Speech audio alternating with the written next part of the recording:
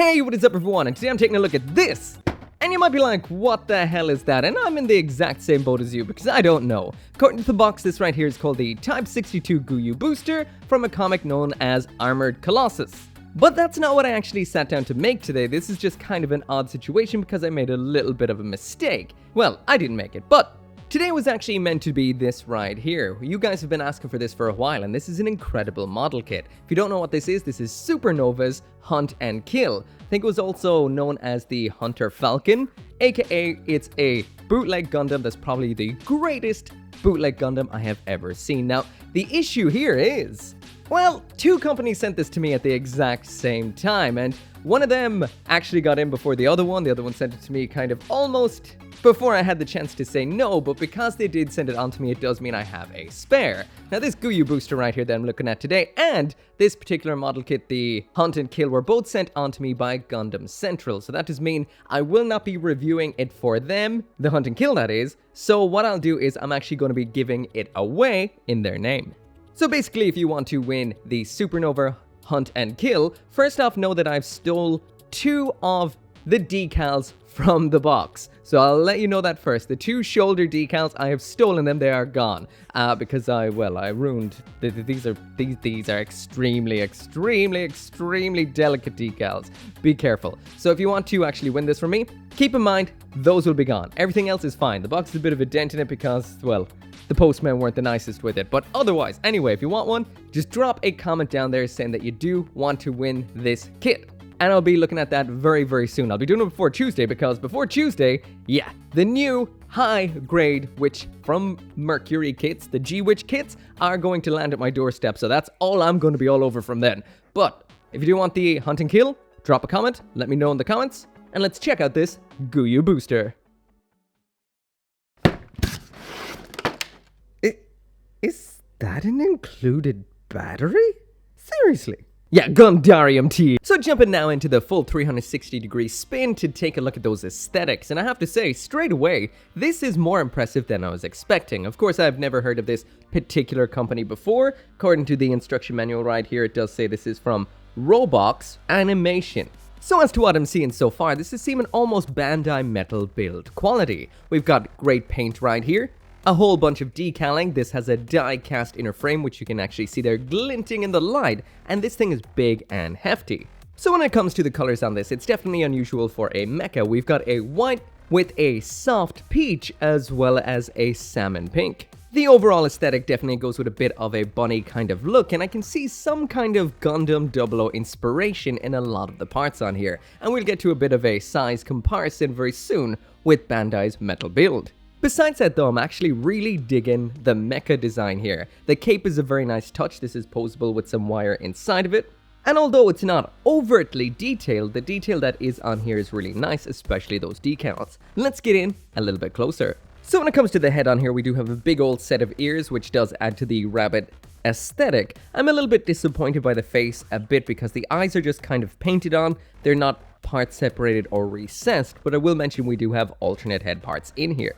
Moving down to the chest now, and everything has a bit of a downward facing kind of angle, which is definitely unique. I do feel a little bit of Gundam 00 inspiration in that front hatch right there, and this is really the only place I've seen this so far, but we do have some mold lines right there on those big clavicle parts sticking out. Not so bad, but noticeable if you're getting close. The arm design here is definitely familiar feeling. If you told me this was a Gundam's arm, I would totally believe it.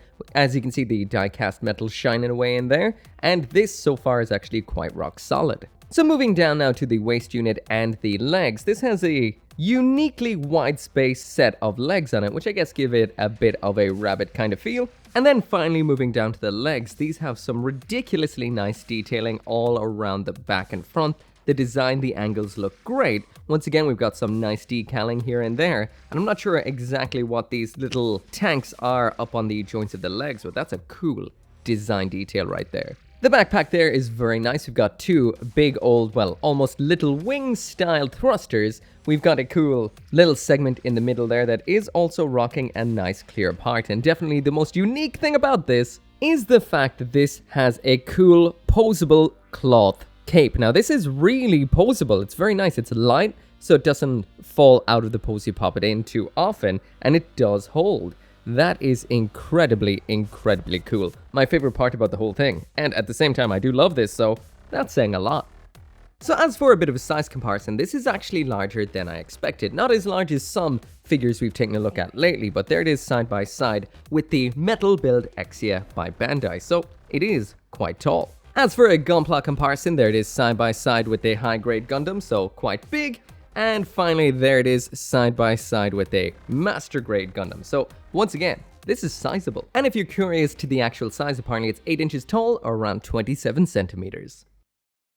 So now jumping into the accessories, and here's everything that comes in the box. There's a lot, so that's why I didn't line it all up in the usual kind of way. We also have some interesting extras in here, which we might as well start off with.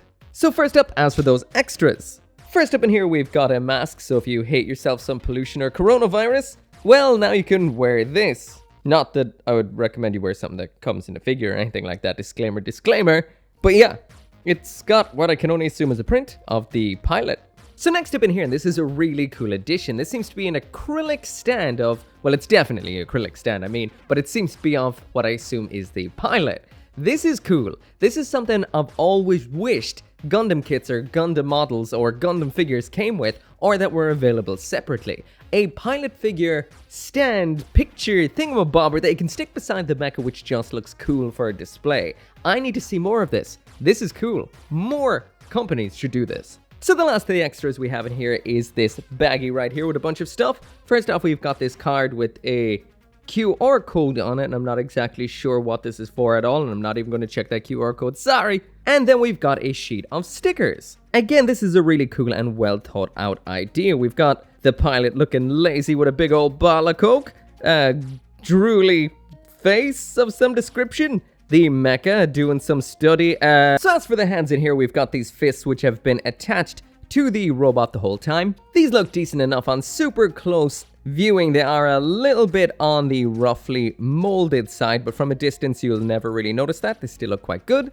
As for the alternative hands we have in here, that's the whole bunch there. That's a pair of widespread hands, some trigger finger holding hands, and standard holding hands. Let's try getting these popped out in real time, just to see exactly how easy or difficult it is. Ho ho ho!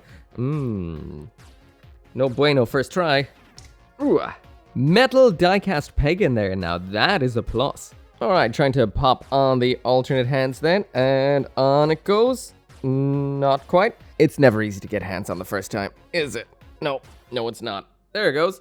So anyway, there's an example of what the widespread hand looks like attached, so looking pretty good. And the other hands we'll get to when we're taking a look at the actual accessories, which is right now. So next up in here, we do have an included battery, which blows my mind. We have an LED unit inside of the backpack. In order to get to that, you just pop off the backpack, unscrew these two screws, take out the LED unit, pop in the included battery, pop the LED unit back in, screw it back into position, stick it on the back like so, and hey Siri, lights off! Let's just check out exactly. Oh, by the way, I think this is a little bit of a magnet. I'm holding my hand right here that apparently you just... oh, it doesn't work. So yeah, basically I had to take the whole thing, open it up again. I was assuming I did something wrong, but it doesn't seem to be the case. The magnet, I guess, isn't just strong enough to actually turn this thing on and off. So if you actually pop the LED unit out, you can actually swipe this little magnet back and forth across it, and it will or will not turn off. You know, or well, it will turn off and it will turn off. But when it's in there, it seems like the plastic gets in the way. Maybe the included magnet is a little too weak. But anyway, I left it turned on, popped it all in there. And in the end, it's a little bit on the underwhelming side. If this was up on your shelf, I don't think you'd even notice this, to be honest. Alright, so on approaching the rest of the accessories in here, it seems like on this page here, we've got the basic mode finished. You attach a couple of bits on for a basic mode, and further down the line then we've got the custom mode finished. So it seems like we've got two different modes. Let's start off with the basic and then try out some accessories that aren't on this at all. Or should I say aren't involved with either form. We'll try that next. So jumping onto the weapons now, first up we've got this rifle. Now I love this to bits. This is an extremely cute and nice design. The paintwork and the details on this are executed very, very nicely. We've got a decal right back there on that little barrel section inside. And in order to get it attached, or should I say them attached, because we do have two, you just squeeze them on into the hands action figure style like so. Actually, that went in very, very easily. Then you just pop the hands onto the wrists like we would have done already, and these hold on absolutely perfect, and there's what they look like in a pose. These are a pretty cool pair of rifles right here. Now moving on. So now in order to get this into the basic mode, as if it wasn't in basic mode already, you just pop off the face like so and attach on this ultra armored looking face. On top of that then we've got this pair of, well, quite frankly, the most badass looking shields I think I've ever seen on a mecha. This design is absolutely killer. This split in half just like so. We'll take a look at that in a second. And these just attach onto the hard points that are already on the arms. These look phenomenal. So anyway, there's the Guyu booster in its basic mode. And I have to say, this looks beyond basic at this point. This looks kick-ass. I adore those shields, and they just add so much bulk with such little really added. It's really cool. The weapons look great too, and I can't wait to see what this looks like beyond basic. But first, we do have a pair of these wires right here. Now, these are quite cool. So you just unplug them. They're good and robust, by the way. No measly wires. Now, all you do here is split that shield in half, attach one end of the wire into the part of the shield attached onto the forearm, then the other end of the wire goes into the other bit of the shield, and we've got this right here, a kind of mid-range weapon which comes out like a, well, end of a shield on a wire for, well, maximum damage, I assume. The wire in here is good and strong. It can rotate a little bit in towards the shield, but you're going to get the poses you want out of it, and it's pretty cool. So now it's time to get this upgraded to the custom mode. So first off, I will mention I do feel that the moving from the old kick-ass shields to these new ones looks a little bit like a downgrade to me, just because I love the other shield design so much. These pop on in the exact same way and have some interesting features coming up. We've got some extra parts for adding onto the back of the ankles, and I realized there's a little baggie in here that actually had parts for covering up these little pegs, but I never had them attached. But anyway, here is the new back of ankle. We replaced the toe armor just like so with some nice pointy toes. And finally, we've got some absolutely massive butt implants. So these right here are massive thrusters. They attach in very nicely. We've got some die-cast parts on these as well. And these make this thing look ridiculously over the top. And that's where I come to what is my biggest issue with this particular figure, at least with the box of this particular figure, or what comes in it more like. And that is the fact that this is a figure that has no stand or action base, which means it is relegated to a life on the ground. Now, I'm not sure what stands you can use with this. I'm not seeing any kind of, ports for attaching anything into. I don't know if you can buy them separately or what, but it is a little bit of a disappointment not to get this beast up in the air where it belongs. So back to the shields, and like I mentioned, to me, they're a little bit of a visual downgrade. I like the other style a little bit more, but, well, when it comes to everything else, these are definitely an upgrade. Flip them around to the other side just like so, and you can pop off this little piece. And in here we've got some blade effect parts. So of course we have two of these, one for each of the shields. I'm just displaying one at the moment. Once you have this attached, you've got yourself a big long beam blade that looks absolutely fantastic, catches the light very nicely, and there is what it looks like in a couple of poses. That's pretty rad, but not as rad as it gets. So yeah, that right there is not it. We get that shield back again, pop off that effect part, then we don't just remove that little cap that was on there, you remove the whole lower segment of this shield, and then we have this. This is a bunch of big old claws with articulation like fingers. So we've got a bend up here, we've got some ball joints here. The upper end of this is made out of die-cast metal, so it's heavy and awesome. Attach this then into the shield just like this right here, replacing that lower segment. That pops onto the arm, and there is no way in hell this right here is a downgrade. So once you have these claws attached, the shields attach on in the exact same way that they would have before, and that's exactly what this will look like, those claws on it. These look ridiculously cool. I will mention there is one loose finger on one of them that popped off when you tried to kind of pose it, but besides that, all of them are absolutely perfect, pose up great, and look really damn cool. So finally onto the articulation. I'm going to blast through this pretty quickly because I've ran out of time for today, but basically this is fantastic. It's rock solid for the most part, besides the fact that these little bits of the feet can fall off occasionally. That's an easy fix, just stick a bit of blue tack or something in there, those won't go anywhere anymore, and you still have the option to remove them. The ankles can be a little bit loose at times, so it can fall over, but not usually, just if you kind of knock it or something like that. They won't hold up against a bit of a push, but besides that, this is rock solid with a whole lot of articulation, throwing it into the usual pose that I like to put kits in to test their posability, and this thing absolutely destroys it. It's got great leg, waist, body and arm articulation. At first I thought there wasn't all that much in the upper body, but then I found a little bit more that allows it to tilt to the side. Sometimes when you're trying to access the upper shoulder joint, the arms might pop off. This is part of the design. It's kind of that way when it's packed in the box, but they're easy to reattach again. On the whole though, super impressive.